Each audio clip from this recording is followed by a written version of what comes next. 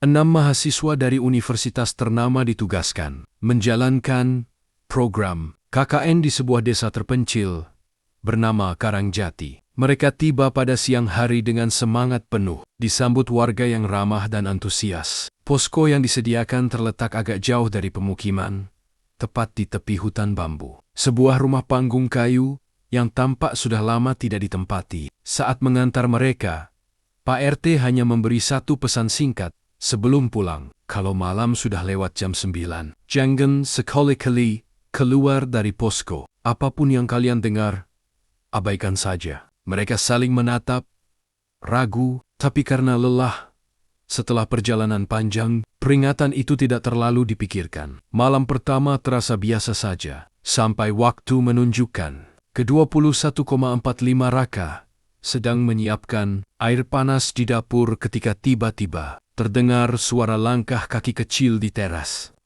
Tap, tap, tap. Lalu terdengar tawa pelan seorang anak kecil. Raka mengintip melalui celah ventilasi. Tetapi halaman tampak kosong dan gelap. Ia kembali ke ruang utama dan menceritakan kejadian itu. Teman-temannya tertawa dan menganggap Raka terlalu capek. Malam kedua suasana mulai berubah. Saat mereka sedang menulis laporan, lampu posko tiba-tiba padam. Jalap total. Dalam suasana mencekam itu, Sita berbisik dengan suara bergetar di pojok ruangan. Kalian lihat enggak? Ada yang berdiri. Semua menoleh dan mendapati sosok perempuan berambut panjang dengan kepala yang sedikit miring. Berdiri di sudut ruangan menatap ke arah mereka. Sosok itu tak bergerak, tapi perlahan senyum tipis terbentuk di wajahnya. Mereka berteriak dan buru-buru menyalakan senter ponsel. Cahaya menerangi seluruh ruangan.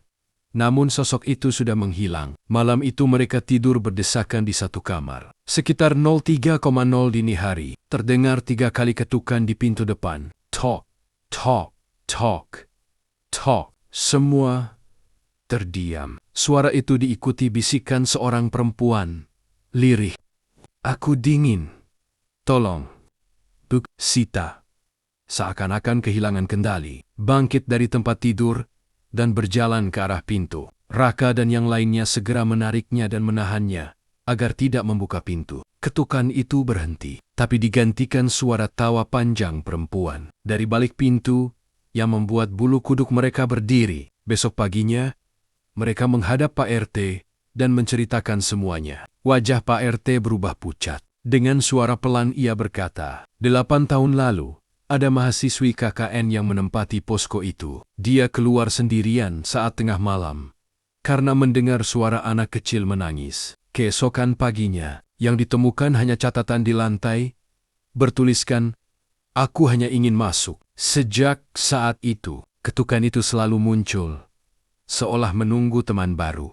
Sore harinya mereka sudah berniat untuk pindah posko, tapi hujan deras turun dan kendaraan desa tak bisa lewat. Mereka terpaksa bertahan 1 malam lagi. Malam terakhir datang dengan hawa yang jauh lebih dingin. Angin menembus celah dinding kayu, membuat lilin bergoyang dan hampir padam. Pukul 03.00 tepat, suara tawa kembali terdengar. Tapi kali ini, bukan dari pintu, melainkan dari dalam ruangan. Satu persatu, mereka melihat sosok perempuan itu berdiri di tengah ruangan, menunduk, kemudian menatap mereka dengan mata hitam kosong. Tiba-tiba semua pintu dan jendela tertutup sendiri dengan keras. Perempuan itu menegakkan kepalanya, tersenyum lebar, dan berkata dengan suara berat, "Kalian sudah mendengar ketukanku. Sekarang, giliran kalian yang mengetuk." Lampu padam seketika. Teriakan memenuhi seluruh posko. Lalu, pagi harinya, warga menemukan posko dalam keadaan kosong. Tidak ada satupun mahasiswa yang tersisa. Di atas pintu depan, tertulis bekas goresan kuku. Sudah dibukakan. Sejak saat itu, posko tersebut dikosongkan dan dibiarkan terbengkalai. Namun, sampai sekarang, setiap malam pukul 3, warga desa Karangjati masih mendengar suara ketukan pelan dari arah rumah itu. Tok. Setelah hilangnya 6 mahasiswa KKN, Desa Karangjati mendadak kembali sunyi. Warga tak ada yang berani mendekati rumah posko itu.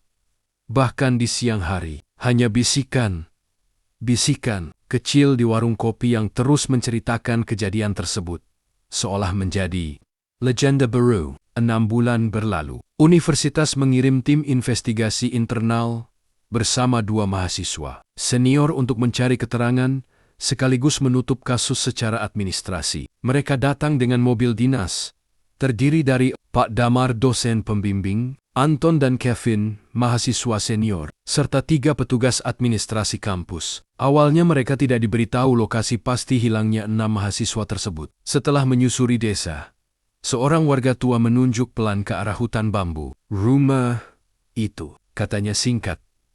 Matanya tak pernah berani menatap langsung ke arah posko. Tim berdebat sebentar, sampai akhirnya Pak Damar memutuskan untuk masuk ke dalam rumah itu agar mendapatkan dokumentasi dan bukti apapun terkait hilangnya para mahasiswa. Begitu mereka melangkah menaiki tangga kayu, hawa dingin langsung menyergap, padahal matahari masih tinggi. Semua masuk pelan. Rumah tampak berantakan, tapi di meja tamu masih ada buku catatan KKN milik kelompok sebelumnya, terbuka di halaman terakhir. Anton mencoba membaca tulisan terakhir yang tertulis samar. Mereka sudah datang. Kami bisa mendengar suara ketukannya. Tok. Suara itu terdengar dari bawah lantai tempat mereka berdiri. Kevin menelan ludah, menatap Pak Damar dengan wajah pucat. Pak Toddy, suara apa itu? Belum sempat dijawab. Ketukan kedua terdengar lagi. Lebih jelas, lebih Tok. Semua mundur beberapa langkah. Anton berbisik. Pak, kayaknya kita keluar aja. Namun Pak Damar tetap mencoba bersikap rasional. Ia menyuruh salah satu petugas mengambil foto-foto ruangan. Ketika kamera menyorot sudut ruangan, terlihat sesosok perempuan berdiri membelakangi mereka. Rambutnya menjuntai menutupi seluruh wajah. Flash kamera menyala. Perempuan itu berbalik dan tersenyum. Lampu gantung tua tiba-tiba bergoyang hebat. Buku catatan di meja terbanting dan semua pintu tertutup bersamaan dengan suara keras. Brok, Pak Damar berteriak menyuruh semua berlari keluar. Tapi pintu depan tak bergerak seolah terkunci dari luar. Sementara itu, dari arah lorong, terdengar suara langkah dan bisikan. Sekarang, kalian, bisikan itu berubah menjadi tawa melengking. Sosok perempuan muncul di ujung lorong, lalu melangkah cepat, menghampiri mereka sambil menyeringai. Kevin memukul jendela dengan bahu sampai kaca pecah, dan mereka semua berhasil menerobos keluar. Mereka lari keluar halaman tanpa menoleh ke belakang. Saat telah cukup jauh, mereka berhenti. Nafas terengah-engah. Pak Damar menoleh ke arah rumah dan melihat 6 siluet berdiri di balkon. Sama persis dengan 6 mahasiswa KKN yang hilang. Salah satu dari siluet itu melambaikan tangan, dan dari dalam hutan terdengar lagi suara itu. Tok, tok, tok. Hari mulai gelap ketika Pak Damar dan tim memutuskan untuk kembali ke kota. Tapi mobil mereka tidak bisa dinyalakan. Meskipun bensin masih penuh, mereka terjebak di pinggir jalan desa itu. Tepat ketika matahari terbenam di balik hutan bambu, Kevin yang masih terpukul memberanikan diri, bertanya pada warga tua yang lewat, berharap bisa diberi tumpangan atau bantuan. Namun warga itu hanya menatap mereka dengan mata penuh iba dan berkata, kalau kalian sudah mendengar ketukannya, kalian sudah dipilih. Malam itu, mereka memilih berlindung di balai desa sambil menunggu pagi. Sekitar jam 3 dini hari, suasana balai tiba-tiba menjadi sangat mencekam. Udara membeku, angin berhenti, dan suara itu kembali terdengar. Tok, tok. Namun kali ini bukan dari pintu. Suara itu berasal dari bawah lantai balai desa. Seketika, listrik padam. Ruangan gelap total. Pak Damar mengambil senter. Saat cahayanya menyapu ruangan, mereka semua tertegun. 6 mahasiswa KKN yang hilang berdiri di sudut, menatap mereka dengan wajah pucat, tubuh kaku seperti mayat. Satu di antara mereka, seorang perempuan, mengucapkan lirih, "Kami tidak bisa keluar. Sekarang waktunya kalian menggantikan Tiba-tiba seluruh ruang dipenuhi tawa panjang perempuan misterius. Sosok hantu bergaun putih muncul di atas meja balai desa, membungkuk, menatap mereka dari dekat. Giliran, kalian tak punya jalan lain. Pak Damar memejamkan mata dan membaca doa sekuat mungkin. Anehnya, suara tawa itu semakin tinggi, hingga akhirnya berhenti dalam satu hentakan keras.